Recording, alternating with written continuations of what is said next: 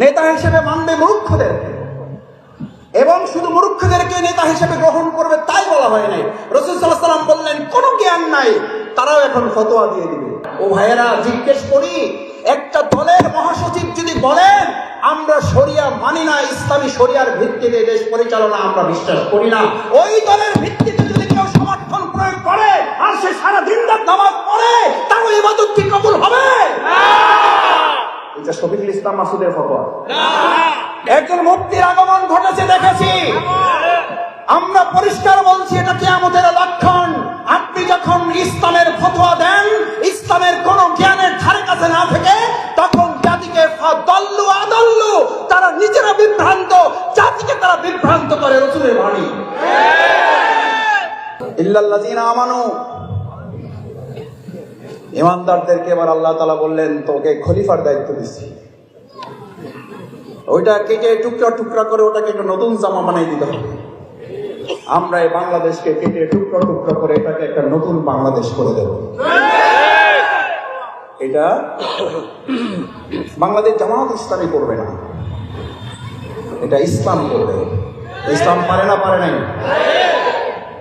জাহিলি মদিনাকে কি মদিনা বানাইছে? আমরাও আওয়ামী জাহিলি মদিনাকে সোনার বাংলা বানাবো। আমাদের আইএমএ জাহিলিয়াকে যে সোনার মদিনা বানিয়েছিল যে ইসলাম, মুহাম্মদ রাসূলুল্লাহ সাল্লাল্লাহু আলাইহি ওয়াসাল্লাম পৃথিবী থেকে চলে গেলেন। কেউ কেউ মনে করলেন মুহাম্মদ রাসূলুল্লাহ সাল্লাল্লাহু আলাইহি ওয়াসাল্লাম নাই, ইসলামও আয়াত নাযিল হয়েছে না হয় নাই? হয়েছে না হয় নাই? কি ঘোষণা হয়েছিল? কি ঘোষণা হয়েছিল? ওমা মুহাম্মাদুন ইল্লা রাসূলুন ক্বাদ খালাত মিন ক্বাবলিহি রাসূল। এ তো মারা যাবে, এর আগেও নবী রাসূলগণ মারা গেছে, উনিও মারা যাবেন। ইসলাম ছিল, ইসলাম থাকবে। মুহাম্মদুর রাসূলুল্লাহ সাল্লাল্লাহু আলাইহি ওয়াসাল্লাম ছিলেন, আবু জাহল আবু লাহাব ছিল। এখন মুহাম্মদুর রাসূলুল্লাহ সাল্লাল্লাহু আলাইহি ওয়াসাল্লামের অনুসারী থাকবে, আবু জাহল আবু লাহাবের উত্তরসূরিরাও থাকবে। তখন লড়াই চলছে, এখনো লড়াই চলবে।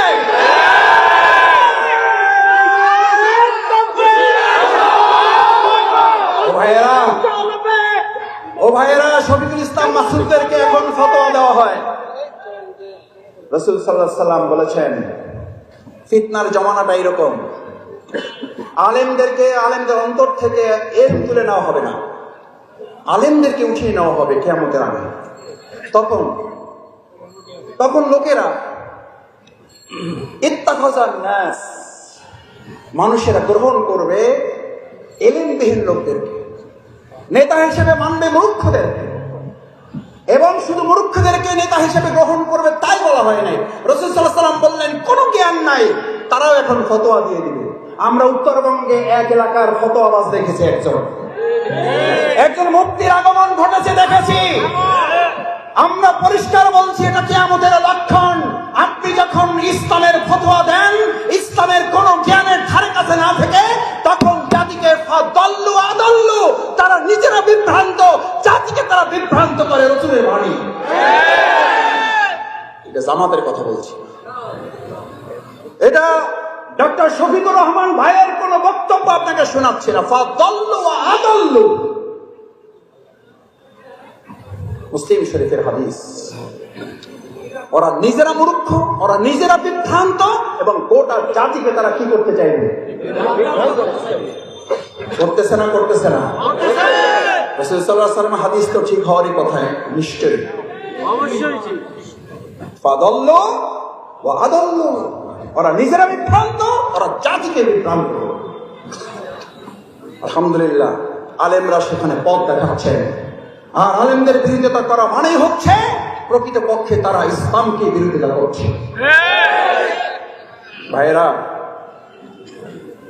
এবার খলিফাদেরকে নির্দেশ দেওয়া হলো, তোমার দায়িত্ব হচ্ছে এই, বিসমিল্লাহির রহমানির রহিম, ومن لم يحكم بما أنزل الله فأولئك هم الفاسقون فأولئك هم الجاهلون فأولئك هم المنافقون فأولئك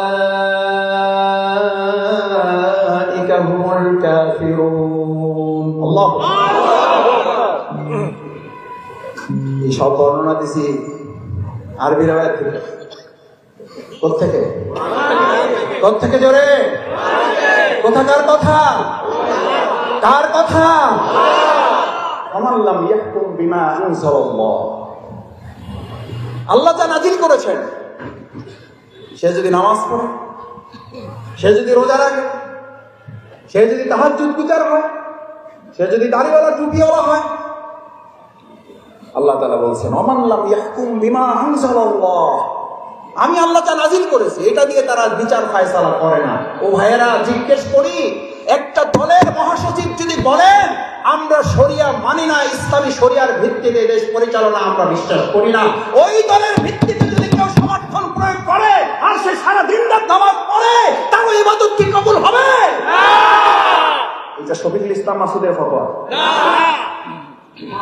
এটা আপনাদের মসজিদের ইমামের ফতোয়া?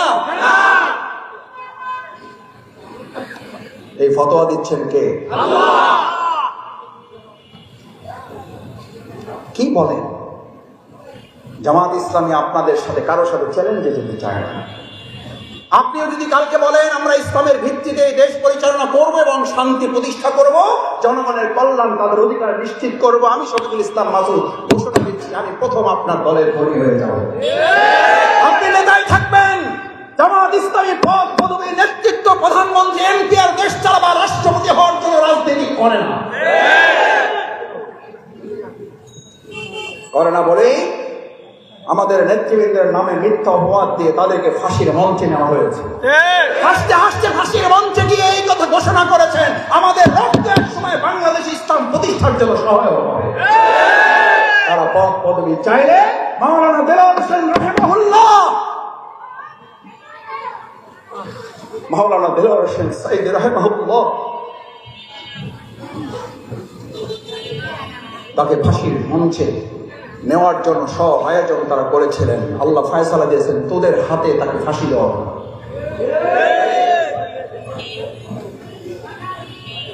কি অপরাধ ছিল? কি বলতেন তিনি?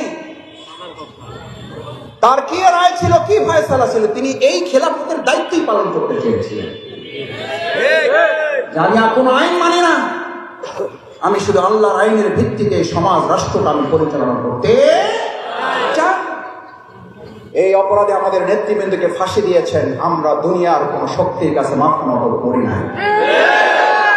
যে জামাত ইসলামী দুনিয়ার কোন শক্তির কাছে মাথা নত করে নাই, বাংলাদেশের 18 কোটি জনগণ সেই বাংলাদেশের হাতেই এই বাংলাদেশকে নিরাপদ মনে করতে শুরু করেছে। ও ভাইয়েরা,